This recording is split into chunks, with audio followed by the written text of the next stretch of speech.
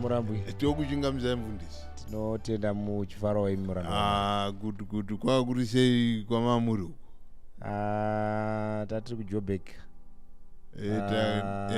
Yes, panonzi Word of Truth Church. Ndipo tatiri kuMalvern. Okay. Tuze nekuPrimrose. Ndakanzwa muchiparidza muchiti vanhu ngavabude mumaguta. Yes, ndo vhangeri ratiri kufamba naro. It's high time titange kuita relocate. Tibude maguta. Vanhu vobudire mumaguta, shoko rinozoparidzwa nani mumaguta? Aiwa, we can still preach the word. Tichibva kunze kweguta. We can even do business in the cities whilst live in the country. Manje vanhu vanoda here zvemuri kutaura? Vanhu vavaka dzimba dzakawanda. Aiwa, haisi nyaya yekuti vanoda here. Inyaya yekuti Mwari ndo zvaari kutaura. Okay, kuti tibude mumaguta. Mwari atotibudai. Okay. Tibva kuiti crisis iri kuuya. So it's actually a warning message. I see message atiri kuti force on, but we are giving a warning. Okay. Message. Kuti let's relocate. Ngatisazviitei with big haste, slow, but preparation must be done now. Vanhu ngavatsvake kamunda kakatanga kuprepare. Takutoparidza vhangeri racho ta behind time, but tokwatofanira kuenda ikoko. Alright mufundisi, maybe nyaya iyo tichaitaura. Yes. Panapa. Alright mufundisi, nhasi ndine nyaya. Alright. Inyaya inotaurwa stereki. Alright. Mumachechi kwakasiyana-siyana. Inyaya yemusic. Kana kuti handizi kuti music tingati musambo handiti. Kune inonzi gospel music. Toda kuti panapa mufundisi kuda mungatibetsera kuti music kana kuti musambo unofanira kuridzwa nevana vaMwari ndoupi? Unofanira kuridzwa mumachechi, vangava vana vaMwari vari kudzimba dzavo nezvimwe zvakadaro. Mungatiudza here nyaya yemusambo takatanangana nezvinodiwa nedenga? I think it's a controversial subject now, but I think it's zvinofanira kuva clear kuti kana takatarisana nenyika panofanira kuva clear distinction. Itori clear, munhu hafanira kuita confusion yekuti kana akanzwa test yemusic munogona kuda kuzoda henyu ma-experts vanogona kuzotsanangura kuti music inouya nezvimiro zvipi, wana rhythm, kuti rhythm yacho yakaita sei, kuda music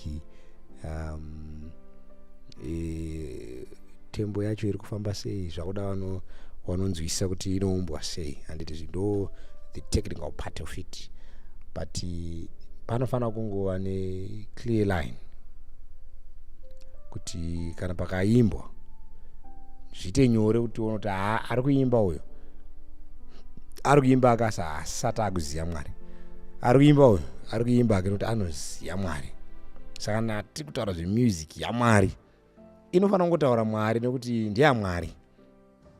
Yes, kana takanangana neBhaibheri, music yakakreatwa naMwari. Music yakaitwa naMwari kuti Mwari arumbidzwe. It was meant for praise to God. Haina kunge yakagadzirwa anything else, but we know because of rebellion ya Satan in heaven, when sin entered, chiva chakapinda, music yava a snare, because instead yekuti ichirumbidza Mwari muridzi wayo, iko zvinhu music yakurumbidza vanhu, music yakurumbidza zvisikwa, but akaicreata neMwari. Purpose iri yekuti iye by his own pleasure anzwe kufara kana achiimbirwa nezvisikwa zvake. Saka haina nechekuita newanhu pa principle of estimation, ine chekuita naMwari, center of influence. Ari kunongedzerwa nemusic ndiMwari. Then kana tikanga tapinda munyika ine chivi, music yakuya as a motivation iri spiritual, kuita uplift. Even uyo munhu akaputsirwa pasi nechivi, music yakuya ichiparidza is a sermon. Saka inogona kukumotivata kuti pamwe waneta urambe uchifamba, inogona kukuparidzira kuti pawanga warasika udzoke, ichikuendesa kuna Mwari.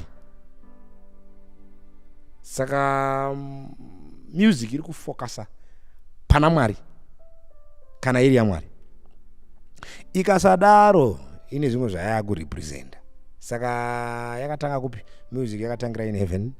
We also see kuti even maprophets akaenda kudenga akanosvika kuchiimbwa hanzi kune zvinonzi zvisikwa zvipenyu zvina, ma4 living creatures. Anonzi haazorore maseraphims, anonzi haazorore maskati neusiku. Information iri pana Isaiah chapter 6, iri pana Revelation chapter 4. Tinowana all maprophets of God achienda in heaven anoti ndakanzwa vachiimba kuti mutsvene mutsvene iye akanga ariko, uriko neuchazo wako. Even ukanzwa test yacho ine calmness and dignity. Music yekudenga haina kupaparika sekunzwa watinoita, inoratidza kuti even iri joyous, ikuramba ichichengetedza unhu nekudzikana. Alright, mufundisi, ndichiverenga yes nokunzwavo yes ndohwa kuti iye Satani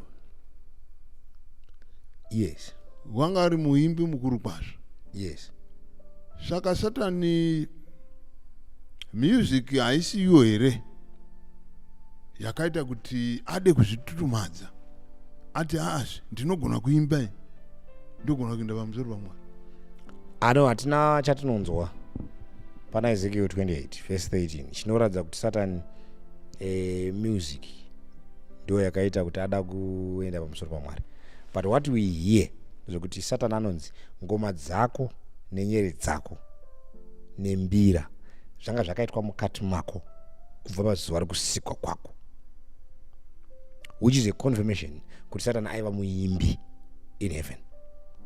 But zvinoratidzawo nekuti even tiri panyika pana music iri kushandiswa kunyengera vanhu, zvinoratidza kuti muprocess yedeception Satani akashandisawo music kuimbira, kunyengera, because music ine zvainoita to the soul.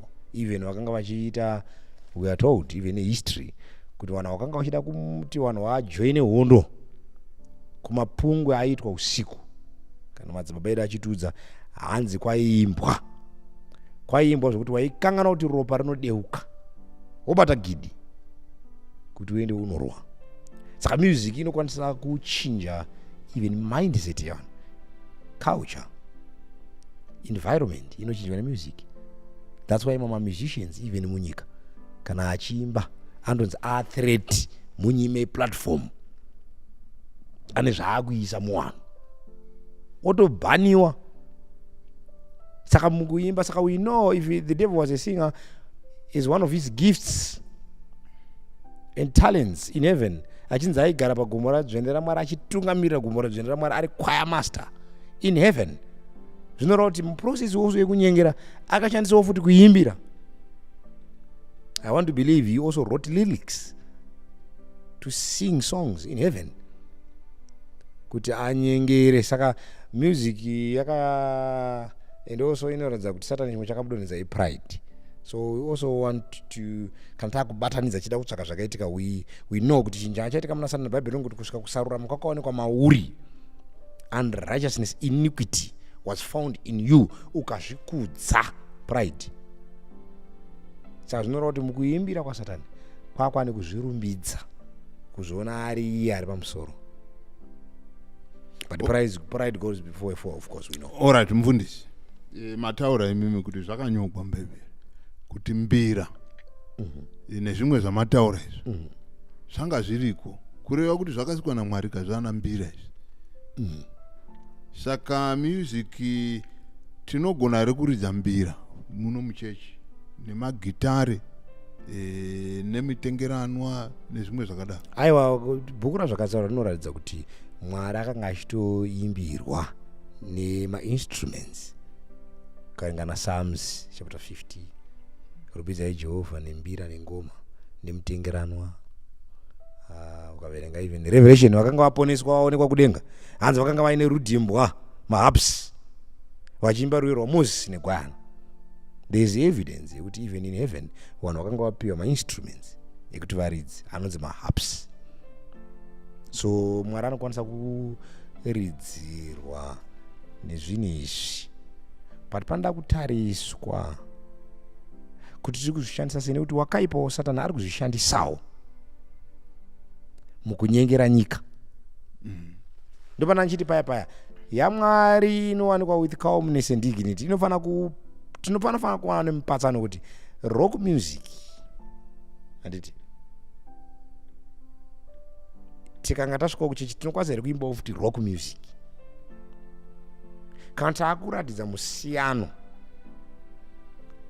Panofanira kuva clear.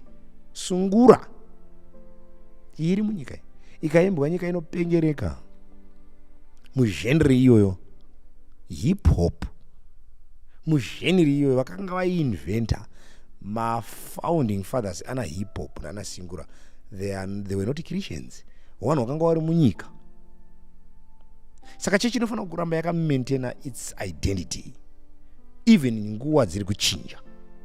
Chechi inofanira kuita transition yayo zvakanaka, ichiramba ichiratidza kuti iyo iri kurespecta kuti zvairi kuita zvese hazvinene zviri kuitwa muna dancehall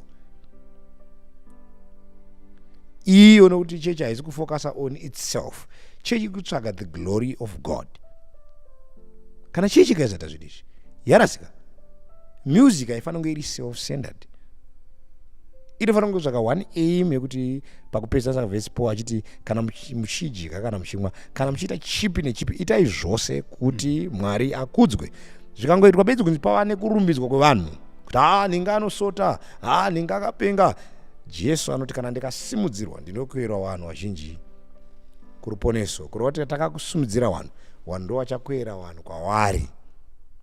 Now tarasa focus yegospel. Gospel, not I but Christ alone be lifted. Waimba warotemba mudziyo kuti ive ndanyora musatarisa inini. Saka iwe ukamira pamberi pavanhu then music yakutanga kudivert attention yekuti tirege kuona Mwari, totanga kuona munhu. Then alright, mufundisi, regai ndiuye ndichauya ipapo pamuri kutaura. Mufundisi, panapa maverenga kana kuti makota kubva kuna mapizarima, mati mapizarima 15 handiti 50 yeah. 50 inotaura kuti make a joyful noise handiti unto the Lord. Saka kana zikanzi make a joyful noise zvinongodependa translation imwe inoti make a joyful sound. Yes, make a joyful sound. Make a joyful sound. Saka ndikarova hangu hip hop yamataura ingori joyful sound, ndichifara hangu ndichirumbidza zvakaipi. Aiwa, kana Mwari akakakupa instruction anokupa futi maexamples. Hazvirevo kuti kana ukanga uchinzwa ngirozi kuti dzakanga dzichiti mutsvene mutsvene dzadzisingafari.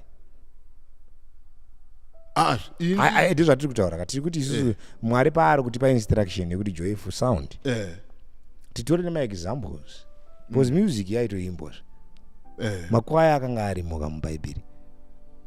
Time yana David, vana Asafi, mapisarema vanenge vachiimba mufaro, rumbidza Jehovha mweya wangu, ndichasimudzira meso angu makomo. Nziyo dzaimbwa dziya mapisarema, psalms. Those are songs of praise, songs of worship, songs of joy. Bhuku raPsalms nziyo. Alright, saka handisi kuziva kuti chamukutaura chii. Kana chinga tichinzi wanzwa kuti paimbwa kuti mutsvene mutsvene akanga ariko in that soft manner, hazviri kuti ari kuimba akasungwa. Problem ndeyekuti muri kuda kuti nyama itungamirire. Romans 8:7. Mirai panapa pakanyorwa muna mapizarima 50 kuti make a joyful noise kana kuti sound. Imboverenga itinzwe vhesi yamukutaura. Regai ndiverenge panapa muna ndonga King James version iri kuti muchirungu make a joyful noise unto the Lord all the earth, make a loud noise, rejoice and sing praise. Sing unto the Lord with the harp, and the voice of a sound, with the trumpets and the sound of cornet, make a joyful noise before the Lord, the King. Saka pana vandokuna kana pana kuridzwa pari kunzi rijaive nemabhosvo. Ndochamuri Mabhosvo kabhosvo harina kunyorova baba. Pakanzi kuti bhu rusha rukuru. Saka ndoda kuti mutibetsere mufundisi kuti orati mambotaura kuti hipopo mukataura zvimwe. Toda kuti tihwisise kuti rudzi rwemusic kana kuti genre zvavanotaura kuchirungu rwemusic hunganzi uhwu ndo hungashandiswa pakurumbidza Mwari ndokupi? Ndataura wani. Mataura kuti ndatsanangura ndikati kudenga. Wanhu wakaonekwa wachiimba rwiyo rwaMozisi negwayana. Rutonzi Song of Victory. Vakanga vakunda chikara nemufananidzo wacho. Vari kuonekwa vaponeswa in heaven. Vatotranslatewa from this planet. Vatokudenga vapiwa upenyu husingaperi. Zvinhu zviri mafuture events. Varotonzi vakanga vachiimba rwiyo rwaMozisi negwayana vaine rudimbwa. Alright. Nzvere. Ndozviwisisa. Asi mubvunzo wangu uri pamataura nyaya dzekunyorova pakuimba. Ndizvo ndiri kutaura. Kuti they were singing. Saka whether okay, for example, makwaya anoimba kusavadha. Handiti pane pavanorova music. Yaunotodza kuti mavoice avo ari pamusoro. Shouting hallelujah to the Lord. Shouting hallelujah to the Lord. One way is what amen. Kune chorus avanoimba. One shouting hallelujah to the Lord. Tati pari kuti zvinhu zvese izvi zvinofanira kunge zvine calmness and dignity. Hazvifanira kutungamidza nyama. Alright, mufundisi. Nyama haifanira kunge iriyo iri kutungamira zvichibata nyama kupfuura mweya. Nekuti Mwari ndimweya vanomunamata. Vese riri clear.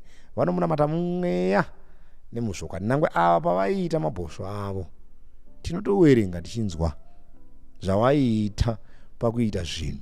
Zvanga zviine order. Waitogadzira makwaya nemakwaya masters. Vaitungamirira music.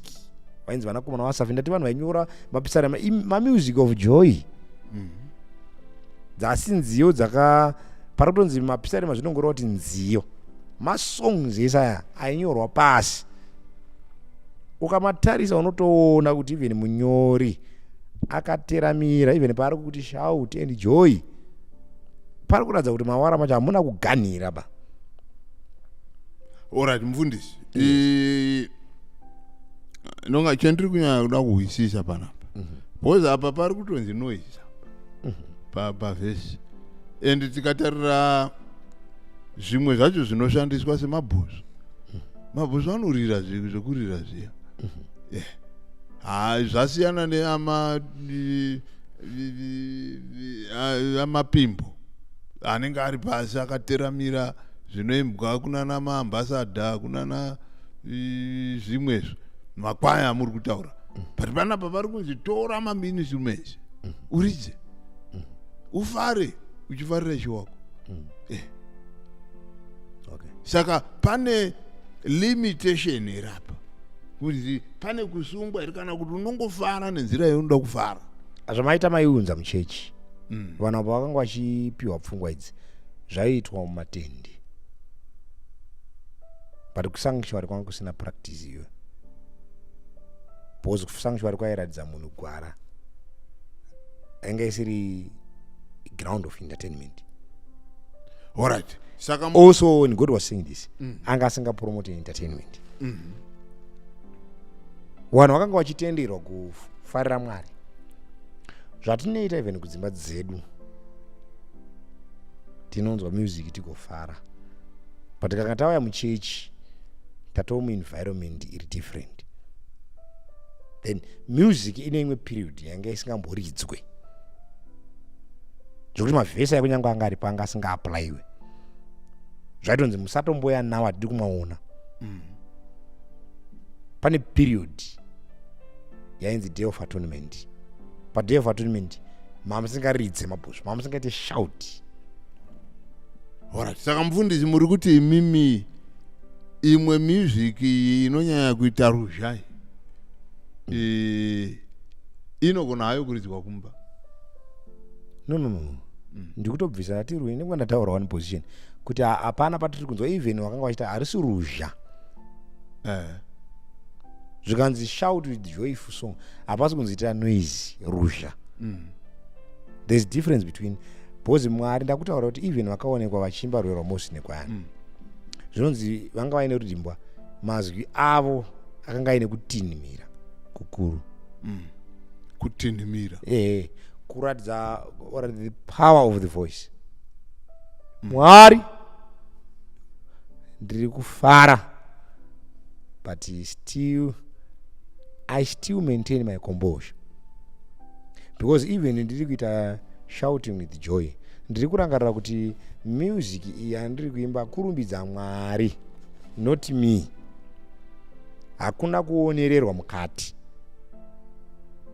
kana kuda kuonekwa kupfuura vamwe. Ari kuramba ari center of attraction mukurumbidza kwangu Mwari ndiMwari. What we are fighting now kuti vanhu vari kuimba vachiti vari kuimbira Mwari, they've lost, we and them have lost sight of God in the process. Ini ndiri kuimbirwa handisi kuona Mwari, ndiri kuona munhu. Iye vari kuimba wacho haasi kuona Mwari, ari kuzviona iye. Kusvikira ascender of attraction pazvinhu zvaasingafanira kuwana glory. Munoreva here kuti mufundisi kana munhu akaimba zvakateramira hazvigoni futi kuti anga achida kuonerekwa. Aiwa kamusic taachiona makore ese. When we heard music yakanga ichiimbwa even in the old time religion, kana vanyori vacho vamwe vazhinji isati vazive nemazita avo, we never bothered to look for their names. We only focused on what they wrote and the tune they gave us pasong. Indoimba number 7 but handitsvage munyoro wacho kuti akapenga number 7 yemuimbhuku muChrist Songs akapenga munhu iyeye inobva yandisvitsa ndiani akanyora aiwichidai anga ari pano. When he wrote the song akaita kuti ini ndinouya ndiinfluence nemashoko kwete naye. You understand zvandikutaura? Ndikuti inini whatever we are going to do takadangana nezvinhu zvaMwari, whether wagadzira shouting what chekupedzisira chatinde tofanira kuti Mwari akanaka, tashanyirwa. We've been blessed by this music through the Spirit of God, not by you. Even when wakakoka next Sabbath, they are not caring about you. What they are seeing is Christ in you. Saka Kristu unongoonekwa nenziyo dziri pasi. Jesus was a humble man. Jesus was a humble man. Jesus never tried to praise himself at any point. Jesus always praised. Akanzi mudzidzisi wakanaka. Pana Matthew 19 akati usandiidza wakanaka, mumwe akanaka chete ndi Baba vari kudenga. Alright, mufundisi. Maybe regai ndiriwisise pamataura. Yes. Imi mati pane dzimwe music dzisingafaniri kuunzwa muchechi. Yes. Dzinofanira kuimbwa kumba kana dzingaimbwa ikoko. Maybe mungada kupatsana ngura here kuti idzo dzisingafaniri kuuya muchechi dzinofanira kuperera kumba ndedzipi, uye maimbiro acho ndeapi? Ora ndikada kuva realistic, I think since tiri kutaura nemagrupu akasiyana evanhu nevamwe vane maonero avanoita, there is what you can hear and it in the secular world. Vanhu vari musecular world vanogona kuimba zvinhu zvine mamorals nemavalues, but vari musecular world handiti vachitoimba zvinhu zvinochinja society zvisingakubvise pana Mwari, but still uchinzwa kuti aimba mashoko akanaka, asimudzira vamwe vakaputsika. Handiti you can actually hear those musics, those songs uri kumba kwako. You can then take that secular music woya nayo muchechi woiparidza nezvayo kana kukurudzira vanhu kuinzwa. Unokwanisa kutoinzwa urumba kwako woteerera what he is saying, because every day society yatiri kuparidzira iri kunzwa secular music. You also want to hear zvavari kuparidzirwa nevaimbi vavo, so that you are acquainted to know. Okay. Saka muri kureva kuti mufundisi ndokwanisa kuteerera Leonard Dembo kana ndiri kumba? Kana ndazva ndataura kuti kune vaimbi handidi kukusubscriberai kuti ndikuti handisida kusubscriberai kana Leonard Dembo zvaari kutaura handitika zvine mamorals amunobelieve imimi kuti this is true. Handiti this is the truth. What this man is preaching in his music is the truth, even ingaconfirmwa neBhayibheri randinotenda. Haana heresi yataura muprocess. Unokwanisa kutonzwa music kumba kwako. Alright. Kana because music that is inomoda society nekuchinja mavalues yon nema customs nema beliefs. So iwo as long as isi music yauritaura isingazobvisa kutenda kuri mauri kumba kwako, because is a secular musician, haukwanisi kuzomutora woya woti vana vaMwari Leonard Dembo dai tatiri vamwe tambonzwa kamboka akabura last week. You can't say that in an environment iri yekuchechi. Kana wasakana nemusic iyo uri kumaraini kwako ikakukomborera ikoko, unogona kuiplaya kumba kwako, mumba mako, isatipo ndezvimba mako. You can hear those music. Kana wakomborwa nayo preference, there's nothing seen about it. Alright. Maybe papo kuda vanhu vangazovhunza nokuti chino chirongwa iruru redu asi pane vanoonawo. Alright, kuti dzamuri kuti imimi zvine mavalues, mamoral values anogona kuvaka vanhu ndedzakaita sei? Ora ndataura wati ndikati nini, there are people in the world who can see zvinhu zvatiri kurarama everyday atinoti social living and a day to day in the society. Vari kuona maybe pari kutwa injustice musociety. Andika vari kuona probably maybe pari kuitwa mabasa akanaka. Andika zama kuratidza vanhu kana kuti vari kuona kuti vanhu vakudai motivation. Andika they are now down. Wotounza motivation iyoyo kana kutaura injustice iyoyo iri kuitika musociety. Zvavari kutaura even ukanga wauya muBhayibheri ona zvichifambirana kuti pati murume uyu hauyi kuchechi but ari kuparidza truth. There's nothing mavari ataura zvingapesana even nezvandinotenda. Kana ukanga wanzwa izvozvo, there's no sin about it. Kuteerera izvozvo wozvitenda wotozviparidza kuti ari right mukomana uyu haana kunyepa. There's nothing chiri nhema chaimbwa nababa wakurudzira kudanana mudzimba. Alright, so with that chaipa manje ndechekutanga kuteera munhu uyu, because most people could sing my songs of love. Anditika vanokwanisa kuimba nziyo dzerudo but ivo vacho rudo vasina. Vazhinji vanoimba nziyo dzerudo vari divorced. Vazhinji vanoimba nziyo mudzimba dzemukati ivo vacho vari divorced, havana vakadzi, but they encourage. Iye akarambwa asi anogona kuuya kuimbirai imi muri mumusha kuti mudanane. You understand what I'm talking about? So ndikuti there are music like that, but music iri yatiri kusangana nayo kwatinoswera tiri, kana ukanga une yawaona yakubata zvakanaka, isina kuuraya zvaunotenda, isina kucontradicta even zvinotaurwa neshoko raMwari. For example, reka ndikupe maexample anobatika. You hear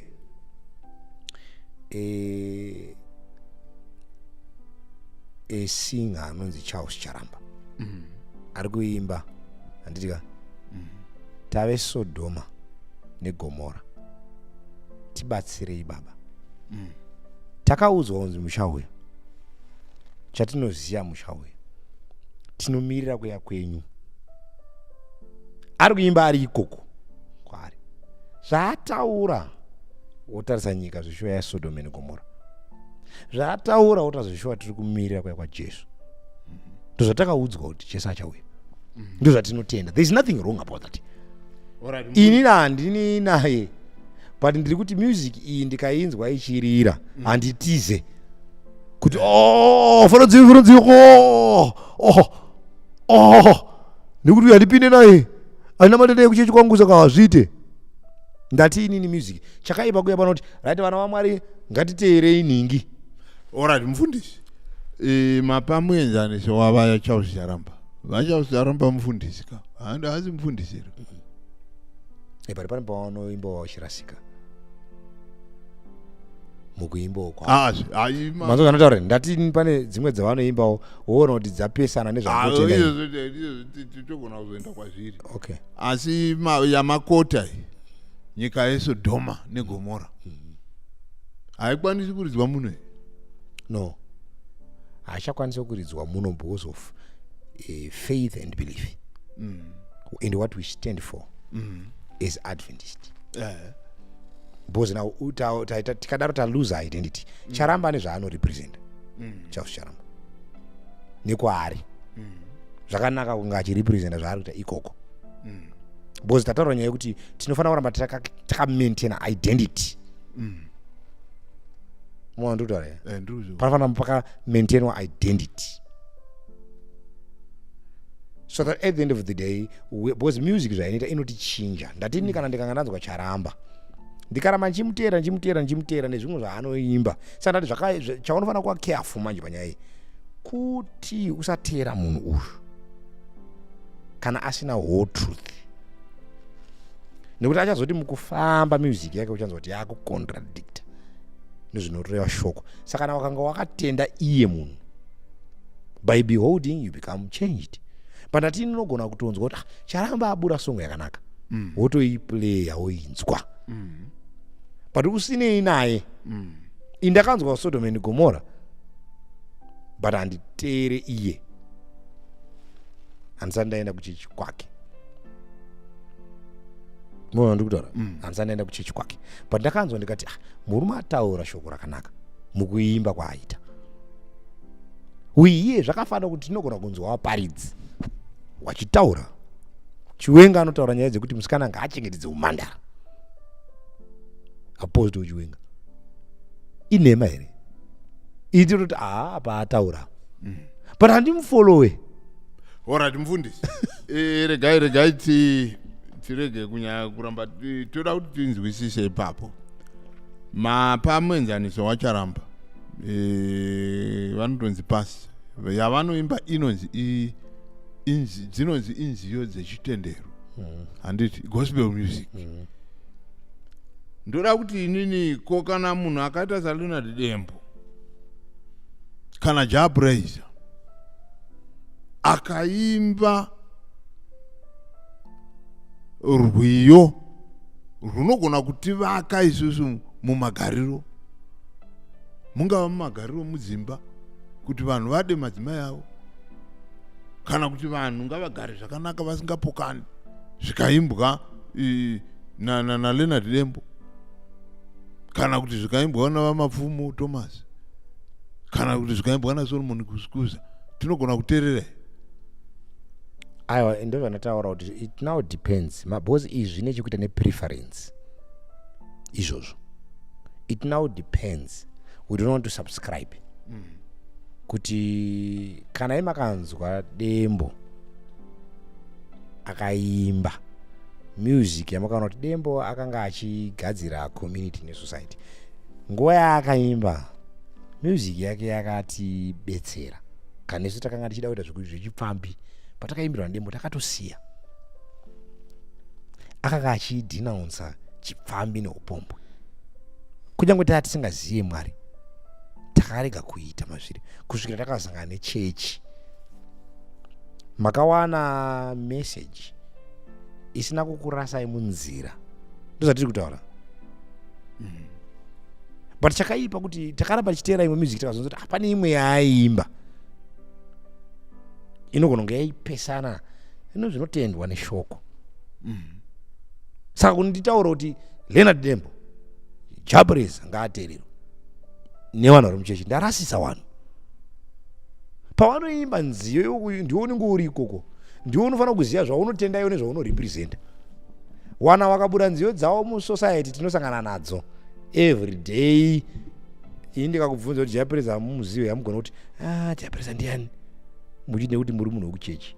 We hear what they sing every day because tiri musociety, tinosangana nehama neshamwari, tinosocializa mudzimba dzatinopinda, tinosvika wachiridza nziyo idzodzo. Alright mufundisi, regai toda kuti tibude pachena pano, nokuti vanhu vanobvunza kutaura kwamuri kuita muri tinosangana nazvo. Asi zvakaipa here kuti ndibudeni ndindotenga CD raJabres? Ndozvandiri kuramba because muCD album mune zvimwe zvaakaimba zvinopesana nezvatinotenda. You're wasting money. Ko kana pasina zvinopesana nezvinovaka? Haakwanise kudaro because haana kusanctifywa with whole truth. Saka ane zvimwe zvaachaimba zvinopesana because munhu wemunyika. Saka munhu wemunyika. Saka zvomuri kutaura zvekuti tinongovahwa tichingohwa. Ndozvachitaura kuti idzo dzinogona kutonzwikwa kumba. Kuti ndakasangana nemusic yachaucharamba yekuti munhu wekuchechi but handitende zvimwe zvaanotaura. Saka kana ndiri kumba ini handiteereri yandakatenga, ndotongoinzwa kana yakaimbwa. Handinotenge, ndinotengerei because ndikuchatenga nezvimwe zvinopesana nezvanotenda. Saka uchaita sei? You've wasted money. Saka yachaucharamba nditengi futi. Aiwa handitenge, ndinosangana nadzo. Ndozvatati unogona kutsodzwa chitoridzwa. Saka imuri kuti vanhu vechechi yenyu vanhu vanongotenga dzakaimbwa nemasabata chete? Yes. Because vanhu are safe. Alright. Mufundisi, ndo wamuchitaura muchiti muchechi maakuimbwa zvekunyika, asi ni muchechi handisati ndambonzwa munhu achiimba zvekuti zvimwe zvinoimbwa zvekunyika zvinonyanzisa. Vanenge vachiimba kuti Mwari wakasika, pamwe voimba kuti dziri muimbuku idzozi. Handizwa kuti imi muchimboti maimbiro awa haachasedwawo. Chii cheme muchireva? Aiwa, tiri kutaura nyaya yeidentity. Nyaya yeidentity ndo yatiri kutaura. Tinoziva kuti maPentecostals ane maimbiro anoita, maMethodist vane maitiriro avanoita, and what they represent is Methodist. MaLutheran, everyone. Mapostori ane maimbiro anoita. Handiti vane maitiriro avanoita zvinhu zvavo. Ndaza yenyenyedzi kuna baba Ibrahima. Ameniwo. Zvakaipe. Ndati vane isu hatigona kuuya todaro. Because tatora identity yevamwe. We've lost our identity. Panofanira kuramba paine clear distinction yema-Adventist, maPentecostals, mapostori, and what they represent, so that pasaita inonzi confusion.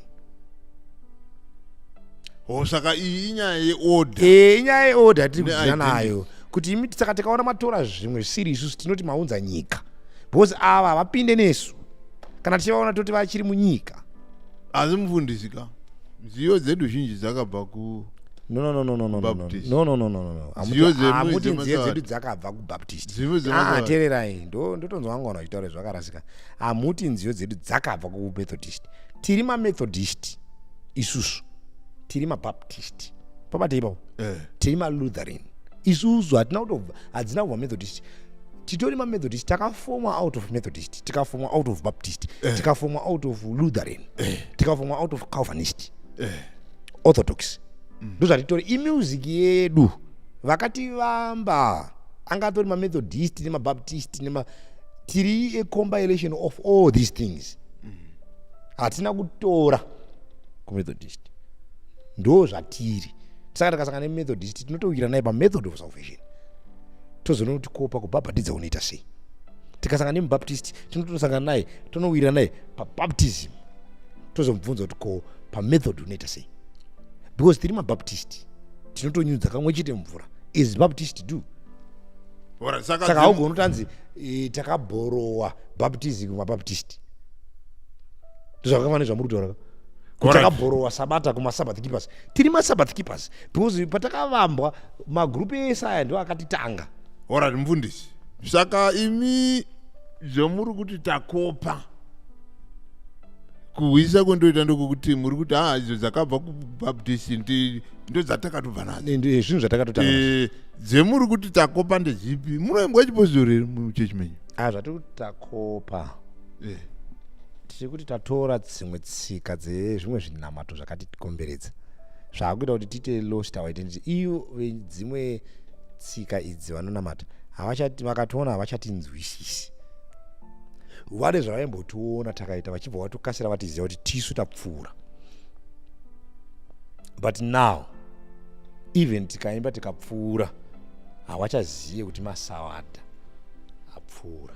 Alright mufundisi, also mufundisi, pavaiti tikaimba kana kuti pavangati tikaimba vanoti masawadha tinenge taimba sei? Mukandipa muenzaniso handapa matauro. Ora ndozvanati tatisina mbora saka isi taimba music yedu yanga ine calmness nedignity. Ukatasa makwaya edu nemagrupu edu akanga achiimba vakamaintaina calmness nedignity. Masawadha aizikanwa kuti masawadha ndo vanoimba nziyo dzakapfava. Even michato yedu yainzi inobowa. Michato yedu vanhu vakanga vachiti hainakidze. Music dzemasawadha dzakapfava hadzitambike. Saka music yedu yanga yakamaintaina calmness nedignity because yaita speak to the soul, speak to the heart of man. Yaitaura nemunhu womukati. Saka waigara kuti uteerere. Ishe wedu achaburuka nekudarizira nezvire mutumwa mukuru. Handisi muimba wangu. Alright mufundisi. But music even isusu taidzinzwa. Alright, konyaya yemainstrument manje nokuti dzimwe nziyo seyamaimba ndo anonzi amapimbo mangori manzwa akavurungana. Hapana instrument ikauya inoita kuti tichinje. Ayo kana tikanga takuda kuisa instrument, we must be very careful how we are going to, we can do and put instruments. Yoramba yakamaintaina tempo yayo nerhythm. Because music inenge ine rhythm. Rhythm yacho inofanira kuramba yakamaintaina.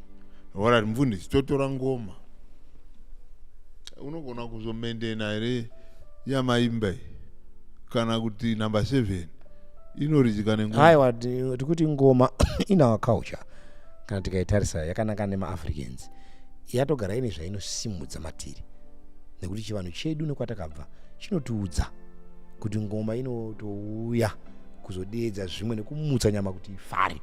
Zvekuchivanhu aino zvatiri kutaura. Saka isusu tagara taiavoida. Saka tisinawo madzibaba edu even pavakagamuchira chinamato vakati ngatigare taiavoida nekuti taitamba tikaiona.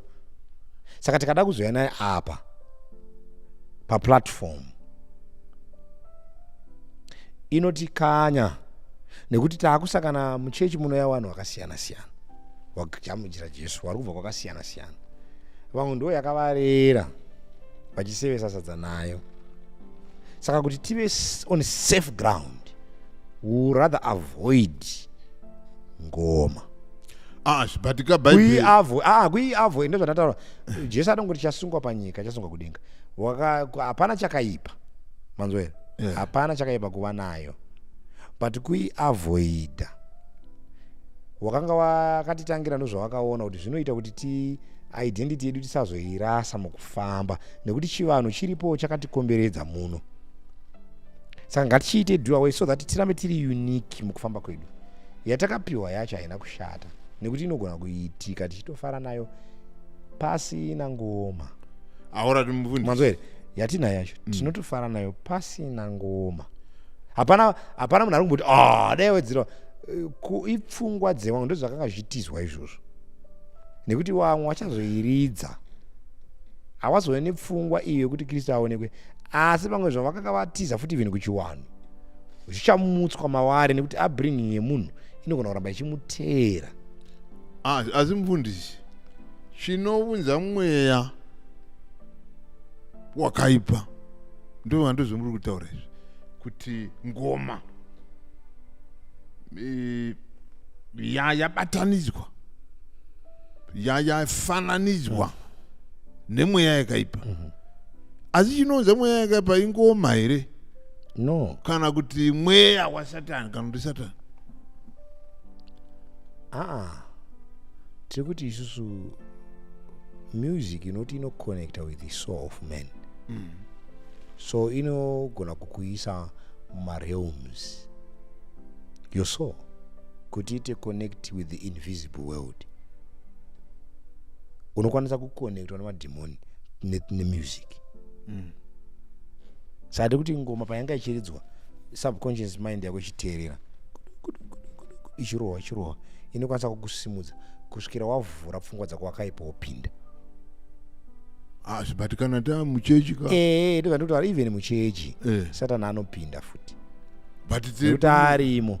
Ndosaka Mwari ari kutipa maregulations. Saka Mwari akatiratidza zvinoitwa nengiro zvekudenga. Ma4 living creatures paari kuimbira Mwari anenge asina ngoma. So we would rather take the safer side. Zvakafanira kuti Mwari paakasika munhu akamupa diet yevegetarianism, vanhu ndobva vazonzi vadye nyama. But for me to be safe, I would rather prefer original diet principle of first dimension. Asi mataura mufundisi mukati Satani wacho hande wanga aripo pakati pokurumbidzwa kwamwari, mukataura kuti waiva nembira kuti dzairira mukati make ndizvozvo kureva kuti mavhoisi akamodwa zvakanaka unogona kunzwa sekuti mbira dzacho neusho zviripo zvichirira zvakanaka.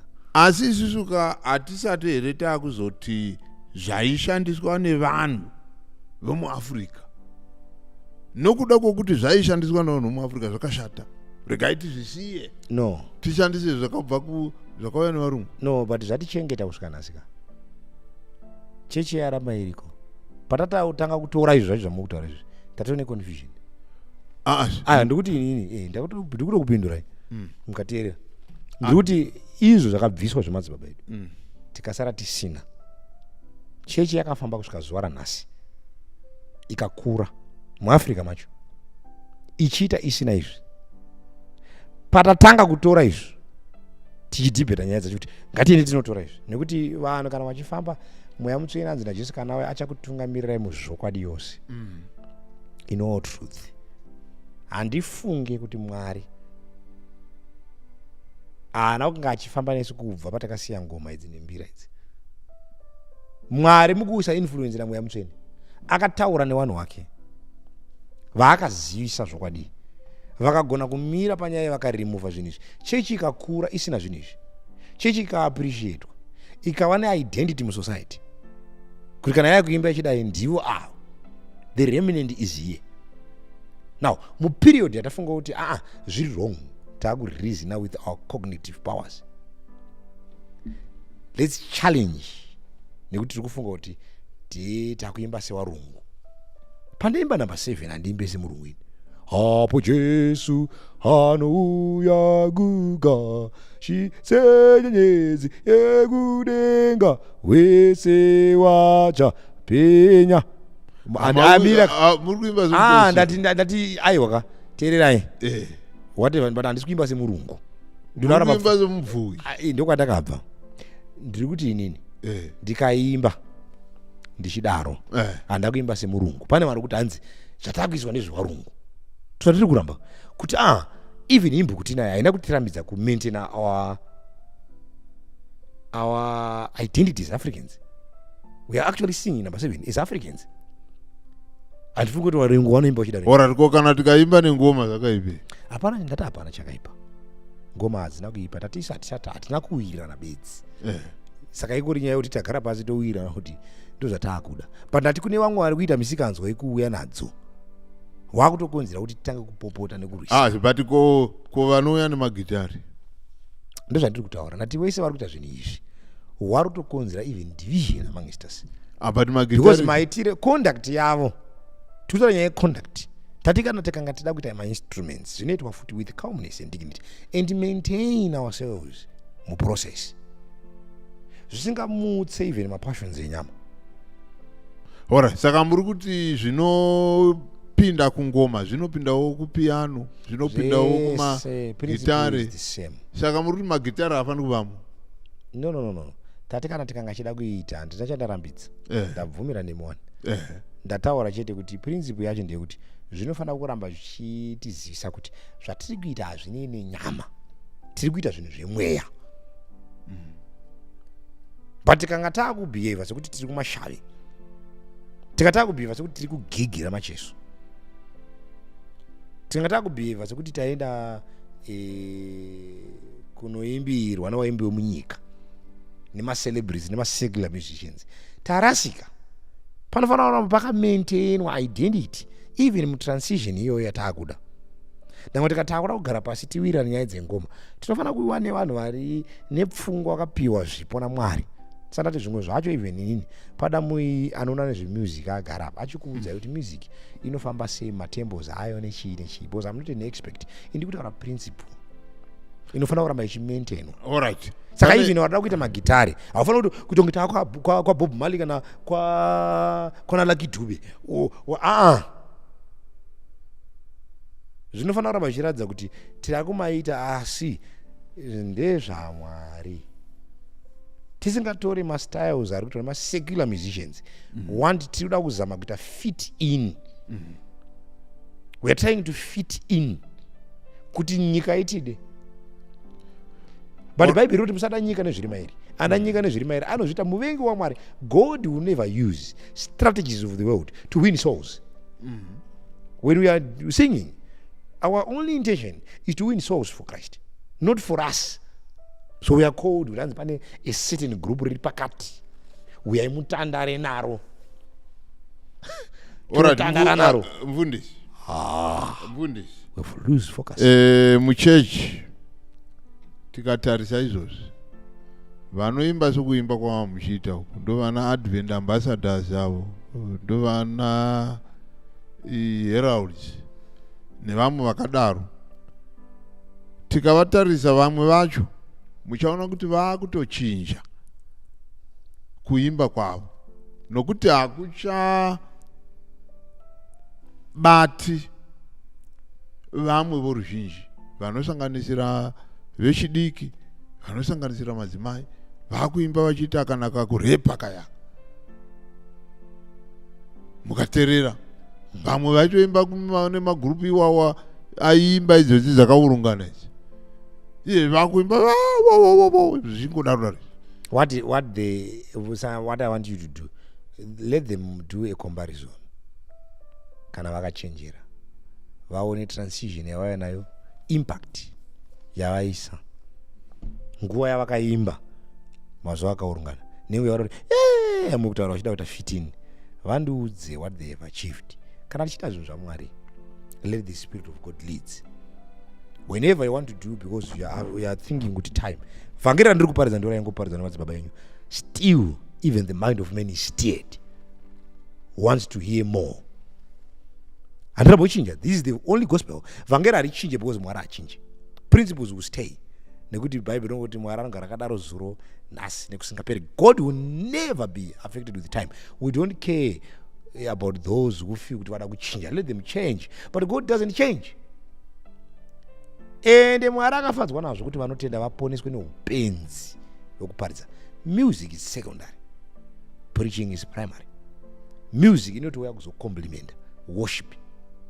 It's only meant kuti kana ndichiita worship idirect. Kana ndikanga ndichida kuparidza, anoimba even second song anofanira kuziva mharidzo yangu kuitira kuti aimbe zviri online nezvandichaparidza, so that audience inoita follow.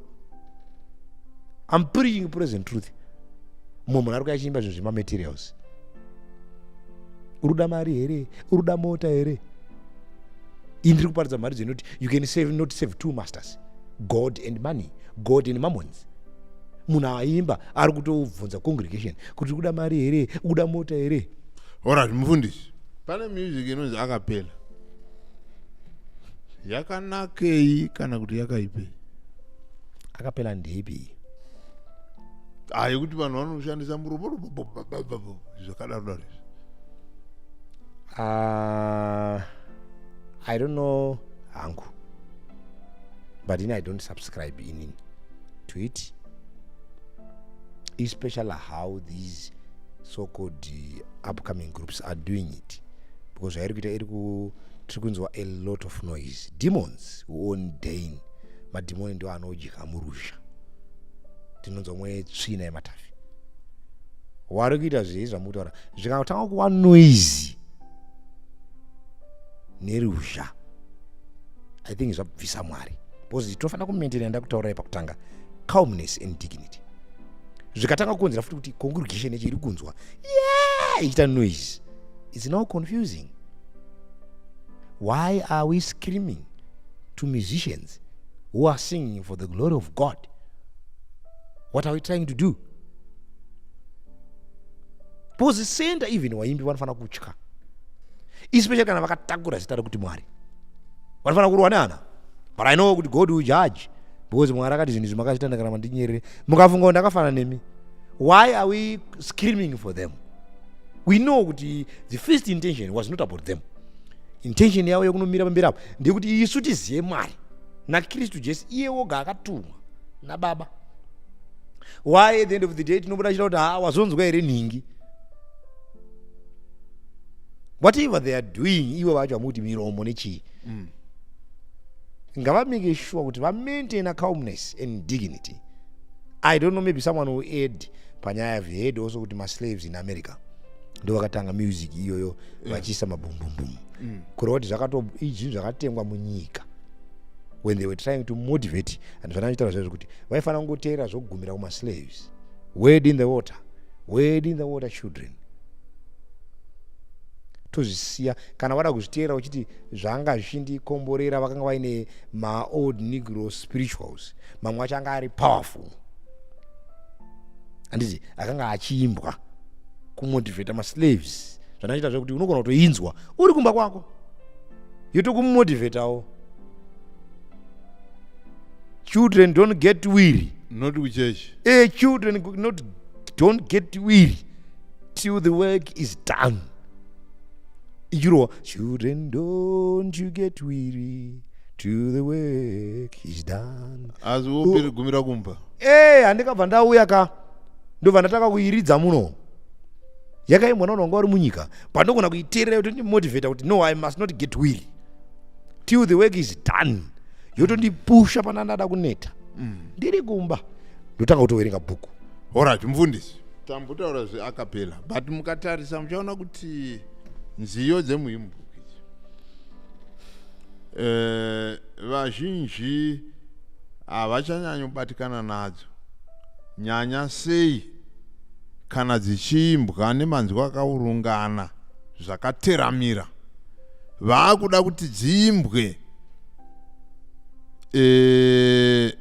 nomwe mutovo unoenda kakutamba nezvimwe zvakadaro. Munoti chii?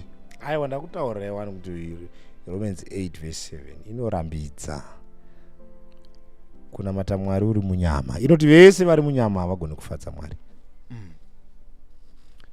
Nekuti murayiro ndeumweya, asi ndiri wenyama, ndakatengeswa pasi pezvivi. Ine mberi kuti nekuti nyama haigone kuzviisa pasi pemurayiro waMwari, haigonewo. Nyama haigonewo kuzviisa under subjection.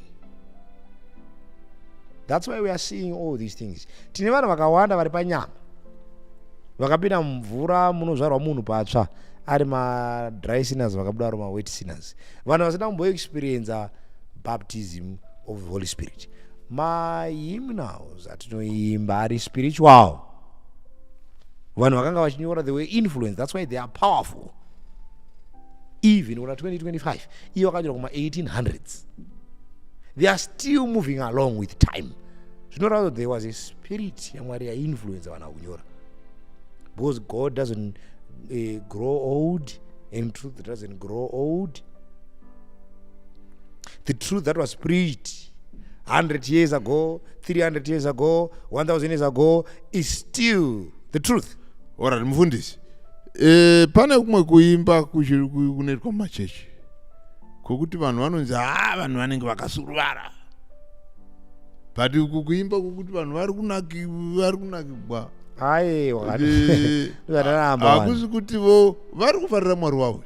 No, ndati inini vanhu vakanga vachiimba nziyo handiti upon the island Patmos a man was cast one day. Talk about John the Revelator. When he looked around, he saw pachimbwa, feet like brass, eyes like fire. Waimba wachibata maziso. Talk about John. Vanhu vachiti even wanga wakaneta so. Waimba wachibatanza maziso, waichangamuka so. Pasina kusvetuka. Wega wanzati amen. Mandimutsa. Chimbo chamaimba ndiimbirei futi. I need more. Usingatambe. Requesting more. The soul of man responding. Kutamba muri kutaura mufundisi kuti kutamba. Kutamba kudii? Kunoti ndo zvanataura kunoti kusvetuka. Kutamba kusvetuka. Kutamba kuita sei? Ndo munhu akangozununguka ndozotoona kuzununguka kutamba. Kuzununguka kutamba. Mungati ndikadaimo ndatamba. Zvachidai akachidai. Kuita sei? Achizununguka. Achita sei? Madi kuzununguka. Kuzununguka kutamba. Ndikadaenda ndatamba. Saka munhu pane zviri kuverengwa zvaakuonekwa zvapfuura kuzungunuka. Kana vanhu vakuti kutamba ungati iwo wazungunuka kudai vanobva kuti atamba. Pane zvaakuonekwa mukuzungunuka kwako zvikuru tapfuura level rekuzungunuka. Zvakuita kuti vanhu vadefine kuti kwakutamba. Alright, but David wakatamba. Mwari akataura kuti auyu murume uyu. David akaita zvakawanda zviri wrong, akangosiwa. Akambodya chingwa musanctuary. Anga nemusikanzo. Ungataura example yemunhu ane musikanzo. Akatamba akatukwa nemukadzi kuti waita sei kuti akamutuka kabhozi akati zvinhu zvauri kuita bhozi munhu ane musikanzo. But mukadzi akabva arohwa nesha. Ndizvo bhozi kana Moses chaya akarora Zipora akasiri muIsraelite. Aaron na uyu vakamukonfranta. Mwari akarohwa nemaperembudzi. But vanga vari wrong here. Vanga vamira neprinciple yaMwari. But Mwari akati hamuna right yekuquestiona Moses ndiripo. Ndizvo zvakafanana David angaona advantage yekuti Mwari aimuda. Saka aimuquestiona Mwari airwa naye kuti wadii kuuya kwandiri ndadhira naye. Saka zvokuti anga ane musikanzwa. Zvakawana zvakafanana kuti David akaita wakadzi wangani. Alright, mfundi. Saka isi tine 3-1. Regai toda kuti vanhu vahwisise. Pane mitambo inoitwa. Poimbwa nziyo vanhu votosumuka. Vamwe vanenge vakagara vamwe vosumuka vachiita sekudai vachidai kuzununguka iri kana kuti munoona sei? Ndiri kubvunza imi pamuno tizvo tiri kubvunzana tese. Imi mandibvunza pamunoona kudaro munoona sei? Ndiri kuti vari kungozununguka. Saka ndizvozvo vari kuteera kokivoizei vachakuudzai kuti marasika yavanhu muri right. Imi ndo maonero amunoita but vamwe vane maonero vachaita niya iyoyo. So we rather avoid appearance of evil. Manzo here kana uchi chatofana kuti tofana kuavoid appearance of evil. Alright, so what you can actually do unokwanisa zvafana kuti wakutangwira mvura muchibhodhoro chemasesi. Vanhu vopfuura vachiona wakabata chibhodhoro chemasesi chaya uchirowa wositaka kudza kuti haiwa angasiri masesi aya mukati dai mamati mayo mukatesta mamune mvura wamwireimo makapariko. Alright, mfundisi kutaura kwamaita ndokunga matimi hatifaniri kuimba zvinoimbwa kune mamachechi nokuti tinogona kuzounza confusion. Mapendekostal vane maimbiro avo.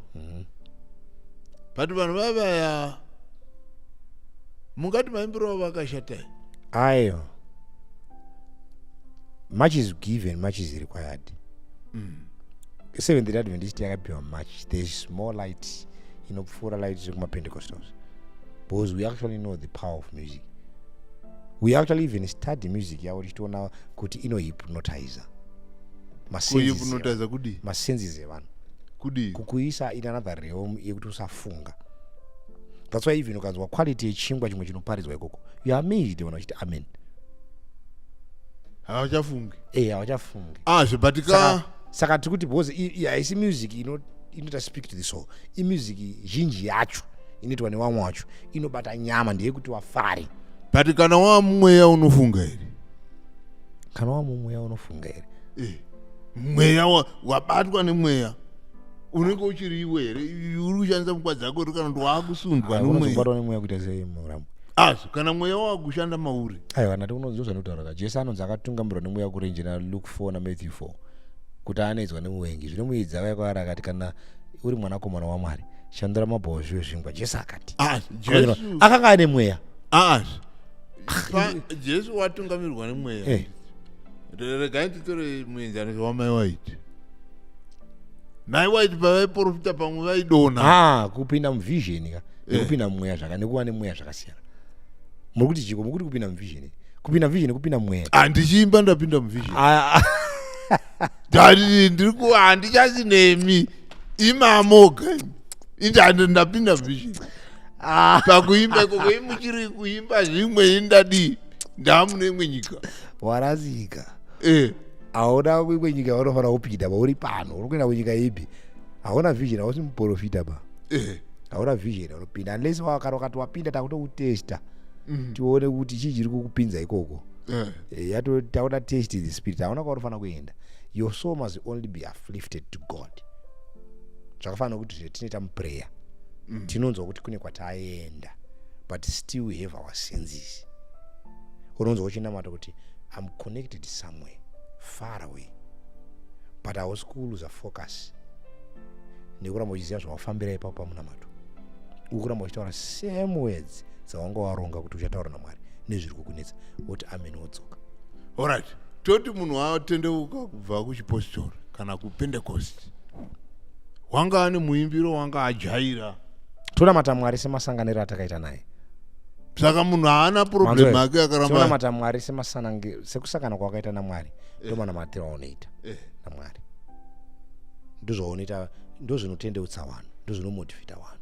Saka ndoramba hangu ndichiimba chipentecost changu muno chausingafanira kuita ufanira kulose identity. Ndozvati ndati kana ukanga wati hanzi ndauita chipentecost ukauya haufanira kuti kana ukaimba titi pakuimba mupentecost tofanira kuona musavadha saka ndofanira kutochinja maitiro angu iwawo tinofanira kuramba chiona chitora music yechisavadha kuti ndoda kuti niende palevel rakanaka but still ichimaintaina taste nezvatinoripa yorega kuimbwa yorega kuita kuti isusu tidzame takubhivha sekwawakabva tichiimba dzechisavadha dziri muchipentecost ivo ngavatochiva zvatiri kuita kosei vasingambodoi kuita sesu aiwa nati iwo sei tisingambonzwa vachiti havachaiti zvavanga vachiita nguva ise vakuda kuitawo sezvatinoita isusu sei tiri isusu toda kuita savo. Hapana mufundisi wandakauwa achiti iko kumapentecost uku vanhu vaya vane mweya vaya. Mufundisi upi?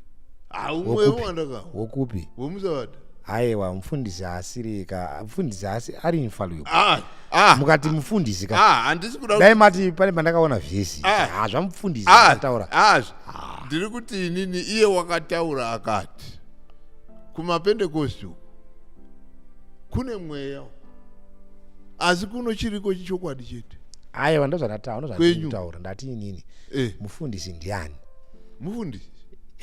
mufundisi ndiani panyaya idzi mufundisi angori mufundisi ngava yagara apa tinzwe nyaya yake totarisa tichivhura achivhura handiti toonawo mweya unoshanda namufundisi wamuri kutaura hatidi zvinhu zvakanzi mufundisi wakati ngaati bhaibheri rinoti according to them apa they are justified ndoparati tairusha murumbidze Mwari aiwa kuita rusha kuita rusha kuita seko make noise kuita imboita rusha tinzwe ame noise kuita se kudaizira chaiko kuti chi unoita noise uchiimba uchiita noise wakarazika kudhara pa Bozi mukatarira unozanu uyo mudzimai uyo wanga asina mbereko. Wakanamata. Wakanamata kusvika. Nazinazo uri kuti chisaonero kuyati pakazitano saka tokuya togara musivitauro ayo katiwe zvamukutaura kani mandizitia inoizi saka ayo ndizvoti saka ndiyo yanokutaura saka toya munodoti aya takutotera process yenyu kuti ndizvo ndojoyful noise woimba number 7 uchitaizira mudengo uchitaizira wani kuti hapana chakaipa kuimba nemavhoisi akasimba kati wai wakanzwiwa wachiimba hanzi mavhoisi anga ane mutinhimira kwamutinhimira noise yamuri kufunga imimi neiri kutaurwa kudeedzera isi noise. Okay, alright. Saka noi kuimbira pamusoro hakuna problem. Haisi noise ba. Hakuna problem. Tine waimba kuti even wachiimba wakakwidza mavhoisi kuti tinobva tati amen waradza unyanzvi vanogona kukwidza voice mambacho unzoti ya ari kwidza vanonza kuti aimba zvakanaka. Kuvakomana verock vaya hakusi kuita noise yakadaro. Aiwa tiri kuti zviri kuitwa ndozvatati zinofanira kuramba zvimaintaina calmness and dignity. Hazvifaniri kuti uchiita noise yacho uchikwidza mazwi nekuti wobva watanga kurasika kusvika waruzha. Zvinofanira kuramba zvimaintaina kudzikama nekuteramira. Vana vechidiki vazhinji mukatarira muchechi menyu vakubva kumachechi enyu uko imi vadhara vachienda kumachechi kunoimbwa ngavaende muri kuti vakarashika ngavaende vakarasika havarambidzi chechi zvainoita imanikidza ukaona chechi yakuramidza vanhu kuenda kwavanoda yashata bozi chikara bedzi ndo chinonzi chinomanikidza wose mwari anongoti ndaisa upenyu nerufu ai wakakuwanu murenje wakabva wanganiko kuEgypt kwakasvika wanganiko kuKenani hazvitora nyaya manhamba pana ndati kuEgypt kwakabva vanhu wangani 400,000 men vakakaitwa counted vakadzi about 2 million people vanga vari mudesert estimated number vakapinda mudesert kuKenani kwakasvika 2 out of 2 million. It's not about numbers. Mimi pachiimbwa panonzi padivine service paya handiti padivine service zvinoita here kuti totora munhu wokuroma pamunoti padivine service parushando rwemusi wesabata unoitwa na11 kuya totora munhu wokuroma totora mubvuwi kubva kuanglican handiti kuti auye kuzoimba ipo padivine achiimba kuti chii achiimba dzake dzekuti mwari wakanaka tine maplatforms anopiwa vanawo kuti vaimbe kwatinotenda kuti ikoko vanokwanisa kuimba koita pamwe patisingavatenderere kuimba I think iyo inonzi church order. Saka tine pamwe patinoti apa chiregai paimbwe nawo iyi nguva iyi panoimbwa nawo. I think even iwo kumachechi kwavanoita izvozvo even ukakokwa unoudzwa nguva yaunoparidza kuti iyi ichaparidza chienda iyi order.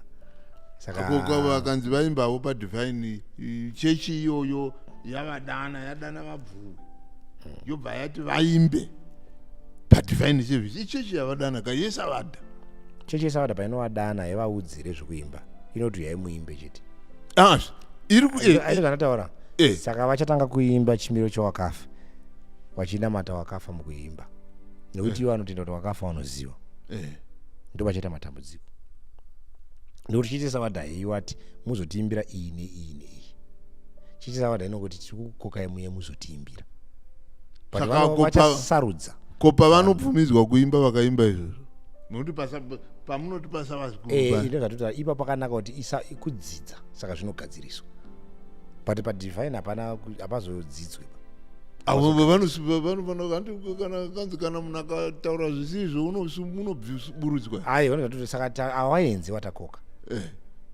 tichiziva kuti tichida kuvaisa paplatform yavanogona kuzodzurudzwa but tiine imwe inotitendera kuti tishare nekudzidza tichitoonawo zvavanoita tozozvigadzirisa nekuvabvunzawo ndonguva yesapo school ko vakange vasingaimbawo idzodzo dzinopokana pasabha school padivine. aiwa zviiteka bhozi hatina kutenda kwakafanana saka vachaimba zvisizvo Vanogona. zvinopesana nekutenda kwedu Vanogona wachatoita bhozi hatitende zvakafanana but hatitendi zvakaita sei zvakafanana. That's why it's important that we maintain our identity because isu we believe kuti we are a remnant church. Basa redu ndiri kutotanga kutobatsirana nawo vaonewo. Alright, mfundisi. Padivine service muri kutaura. Pangaimbwa chorus here. Chorus. Kama chiti chorus muri kuti chi. Hapana dzimwe dzisiri muimbo. Ari makorasi pamakumbo aJesu. Chorus. Muri kuti chi. Kuti inokwanisa kuimbwa here padivine service. Hapana chakaipa. Chakaipa chi. Inyaya yangu preference kuti wari kupinda pachechi ipapo wanoona sei. But kana munhu akadaro hanzi aita heresika. Hapana heresi. Kana tine music yatakaapprova kuti iyi inoita kuti tirambe tiri masavada hairasa identity inoimbwa anytime. Zvakafanana kuti unogona kufunga kuti 189 yekuti hatina musha panyika wotanzi panhamo here pauri kuimba song iyo isong yepanhambo no haisi yepanhamo. But most people believes kuti song iyi inofanira kuzongoimbwa panhamo bedzi. Nokuti pane vamwe vaimbodzidzisa kakuti aiwa zvekuti vamwe vaidzidzisei hazvisvo zvatiri kutaura. Vanogona kunge vakadzidzisa izvo but hapana vakaita izvozvo vakanga vaita havana kutadzira Mwari. Havana kutadzira. Saka tinogona kuimba pamakumbo aJesu padivine service. Hapana kana chakaipa. Hapana chakaipa. Kana vanhu vakanga vatenderana havo pachechi pavo hapana aita chiviba. Asi zvakudhipenda nekuti makawirana makasunga chisungo chenyu. Pamwe semaconference makasunga kuti hatidi. Through music director wenyu mukuru anonazvo wamakasarudza imi mwana akupa instruction mukazvitenda mukazvivhotesa kuti chechi ine mastructures. Hapana chakaipa. We don't subscribe. Alright. Saka mfundisi kutaura kwamuri kuita muri kuti zvinodiwa nevazhinji hazvisizvo zvinganzi ndo zvingatoda Mwari. Hatidhirana Mwari tichitasa rudhende neruzhinji.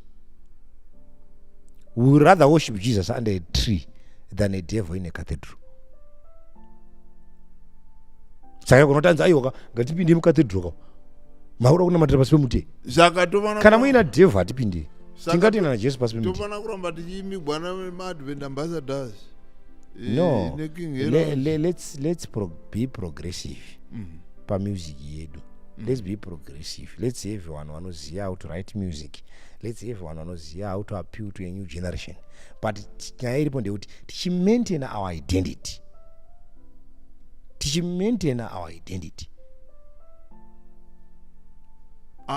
Vanhu vasazorega kuziva kuti aya masavada. Tikati taane new genre iri kuuya yemusic. We know. Let's maintain our identity.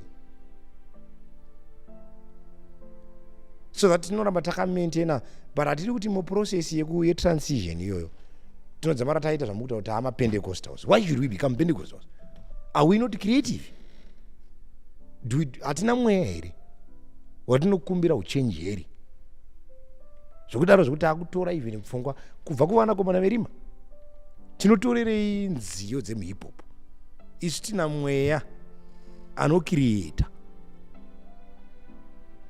Vanhu vati masavadha avo akaunza imwe test mumusiki yavo vaenda palevhuri yepamusoro. Sei tisina vanhu vakadaro? Sei tine vanhu vanoda kuimba wachitora isu have come with this gospel ratauya naro. We are taking vhangeri pa another level. We are doing mapodcast. Masavadha aimboita izvozvo. Alright, mfundisi. Takuda kuti tipedze kutaura kwetiri kuita nguva inenge yafamba. Mambotaura nyaya yemuchato. Michato yemasavadha yasiyana nezvataiudzwa kare nezvataivonawo kare. Pasingaitambwi pamasavadha michato. Kutamba pamuchato kwakaipa here. Muchato vanhu vabva muchechi vabatanidzwa woenda kunze kuya kutende kwamuri kutotamba kuita imboitai matambira bopai maexamples namboona muchida kusema imbondiratidza kutotamba chaiko kuita sei imboitai toni pambe kamera iripo vanhu vaone zvamuri kutaura kutamba chaiko aiwa aka ndikupi kwetiri kuti ipai maexamples ekuti sekunoitwa kwana nhingi kuti dokuziva alright regai ndirege kuti kutamba as such but kuteerera nziyo dzana ndombolo matiza muda zvipi zvacho ndikutaura kuteerera nziyo dzendombolo for example aiwa kamuchato mutsvene mukadaro yatofazve bozvi muchato mutsvene muchato uri kurumbidza Kristu nekereke yake nejerusarema idzo ndiro zvikumirirwa muchato wegwayana so zvatiri kuita izvi tiri kuratidza vanhu chimiro chichazoitika Kristu paanouya saka munoti chiinazvo zvaakuitika kuti michato aiwa ndo zvandaita kutorasika zvinoti kati chinhu chitsvene tinotora zvinhu zvemunyika tovhenganisa nezvitsvene asi imi vafundisi sei muchiramba makanyarara ivo vanhu aiwa tiri kutotaura kuti papodcast pana papodcast pano ndokutotaura kwacho kwatiri kuita kana wakasanzwa ichataura ndizvozvo ko discipline kuti haiwe chamarwa mufundisi haasiri standard of righteousness kana tine mufundisi asisagone kutaura zvinhu izvozvo haisi mhosva yaMwari kana mhosva yezvakanyorwa imhosva yake mufundisi iyeye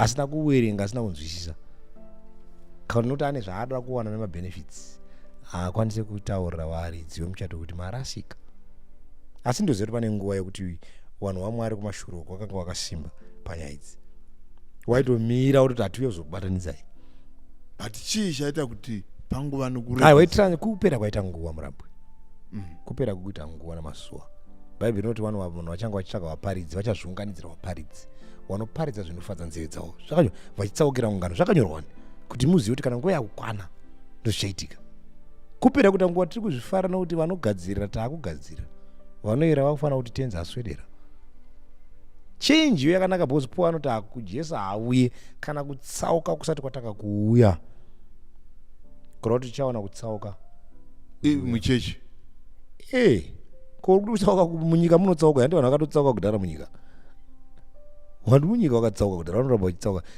isusu vari muchechi from the right path so what you are seeing zvakatinakira bhozi zvinobva zvatipatsanura magrupu mairi abude zviyo nemashawi alright mufundisi kuimba kwedu mataura nezveday of atonement asi zviva kuti kwakune imwe mitambo vanhu vanga vasingarambi vari paday of atonement saka mutambo waiteera after day of atonement wainzi feast of tabernacles vanhu vaitamba vaizoenda vanopembera vachiita avo ruzha whatever zvamuri kutaura but vaiita after day of atonement isusu tichiri muday of atonement hatichina zvimwe zvekupembera hatisati tinopemberere chii ikwe kuchiitwa investigative chacho mumwe nemwari kutariswa zvivi zvake saka maimbiro edu muno anofanira kuratidza chimiro chiripo tofanira kuimba according to time zvakanyorova zvinoratidza kuti tiri kunzwisisa nguva yatiri even tikada kufara hatifanira kurasa muswe nokuti painguva yakaoma eka imuri kuona mapodcast atiri kutamba here hatisi kutamba pana bozi saka tiri kurambidza zvinhu tiri kutopa warning neawareness zvewanhu vanonga vaida nzi isati udziri wakamboenda kudenga disiki racho wakamboriona here wachazviona kana Jesu auya alright mufundisi nguva yedu inenge yatifambei tinotenda asi zvamataura ndazviwa mazvibata mataura kuti togona kunge taa mudambudziko yes rokuti tinenge toimba zvinofadza nyama ndikuda kurumbidzwa nevanhu and isusu tichifanira kurumbidza Mwari nokuti chinofanira kurumbidzwa ndiMwari handiti ndizvozvo munhu ukaona mbiri youya unofanira kutotya kuti unoimba uya unofanira isusu tinotanga kutotya iko zvinezvi now in a world where we are exposed na Facebook nechi mastaida anotaurwa nevanhu tinototya but kamuchechi mufundisi mane macelebrity aiwa ndo zvandikutaura ndokutorasika kwacho isu tinototya kuti ndinoita sei zita rinokura kupfuura raKristu imi makanzi muri mucelebrity nevanhu vasina mweya waMwari nevanakomana verima vatinavo pakati pedu vanozviita nekuti vajaira kurumbidza vanhu, nekuti vanoona mabasa evanhu vasikaone mabasa aMwari. It's very unfortunately. Kana zviri zvo zvatakaisa mupfungwa mavo, Mwari watiregerere. Kana ariwo mashandiro atakaita kuti vanhu vakasvika pakuona sekuti isusu tine macelebrities, Mwari watiregerere. Asi kana vari kuzviita nekuti ivo vanhu venyika, varida kutifananidza nenyika, may a case be upon them. Alright. Komapfekero mufundisi pakuimbira vanhu pane mapoka anouya kuzoimba, vanofana kupfeka sei? Haiwa, iwo kana wauya kuzoimba zvakafanana nemuparidzi. Kana ndichiparidza, even appearance yangu inofana kuratidza wandiri kumirira wacho. Ndikazoparidza ndiri marufu izvi, ndine tuvhudzi tudread panao, ndine tudread twandinato panao, koka ndakagera but ndikuti ndatini, let's try by all means to see Jesus who is being represented by these people. They are representing heaven. Ndisaka ndisina kupfeka vhesi because ndaona nazvizviti ndoenda kamitonga ndikuda kuita zvemasuru pana, hatisi kuita zvekujima ka in an occasion. Ndiri pandazamawo kuti ndive nedecency, kuti munhu anondoonawo even achiona pakamera asi kuona kuti kuchiko chikuitwa nemunhu uyu, munhu anotamba bhora, ari kuitimu ipi yebhora iyi? Saka vanoimba vanofana vari ngavaite machaplains anovaparidzira vari sober, vanokura vachivatsura. Madzimai anoimba nevasikana vanofana kusunga musoro. Ndati ngavaite machaplains anovadzidzisa kumagurupu, kumakwaya kwaiko, vachivabetsera nekuvaverengera mafesai, vanovabetsera kuti vave vakazvininipisa. We don't want to subscribe anything pamusoro pedress yavo, but ndingavameke sure kuti vapfeka nekunyara nekuzvidzora with modesty kana vachiuya kuzorepresenta Mwari. Chomunoti modesty chii? Modesty tiri kutaura zvinhu zvakatsika, zvakadzika, zvatisingazoone mihomba yemuviri yemunhu mukadzi nepamwe panonyadzisa pari pachena, nemwe mitsetse yatisingafana kuona inofana kuvharwa. Asi maiwe tikavakati hamufaniri kunyanya kusara sure. Ndizvozvo unofana ndozvatati, saka ichinzi modesty. Modesty iri kungotaura kuti wakazvidzora, wakateramira, haina kuti rarama sambuya. Modesty iri kuti even uri kutera the modern way of doing things, but kune zvinhu zvinodzikama. Okay, alright. Mufundisi, tataura. Tinotenda Murambwi. Tinotenda. Thank Wonderful. you mufundisi. God bless you. Thank you. Wonderful mate. Toda kutenda. Ndoziva kuti pane vamwe vari kutitevera pachirongwa chino pahurukuro yedu. Tinozvikurudzira. Chetenge tisingangoti ndechekuti vanhu vazotukana. Tomboona zvimwe zvirongwa zvetinoita munhu wamaunza uyu akakwana ere, munhu haana kumwa ere uyu. Hatidaro. Nyaya yechitendero haisi yokuti vanhu vatukane. Zvataura mufundisi panapa tichitaura hedu nyaya dzokuimbira, zvinofana kuteramira. Mashoko edu ngaadzingiswe. Kana tine mubvunzo ngativhunze, tovhunzawo zvakanaka. So ndokurudzira kuti tichitevera chirongwa ngatirambe takazvibata, ngatirambei tiri mugwara rokutenda, ngatirambei tiri mugwara rokuzvininipisa. Kana wanzwa kuti uyu wakanganisa, zvidzore, tanga wazvidzora wozobvunza hako zvakanaka usati wamutuka. Nokuti vanhu vanouya panapa vane pfungwawo dzavo, vamwe vanenge vasingatohwisisi kuhwisisa kwemunoita, asi panapa toda kuti tibetserane. Ndosaka tichibvunza mibvunzo yose, mibvunzo tinobvunza, hapana unoyera, nokuti toda kuti vanhu vanzwisise. Vanhu vane mibvunzo munyika, iyi mibvunzo imwe totosangana nayo munyika. Saka kuti tituke munhu wavhunza kuti uyu Murambwi wazobvunzirwe mubvunzo, zvisizvo. Ngatibetseranei, tihwisisane, tichiverenga magwaro. So tinotenda, ngatisanganei vhiki rinouya. Thank you. Wonderful.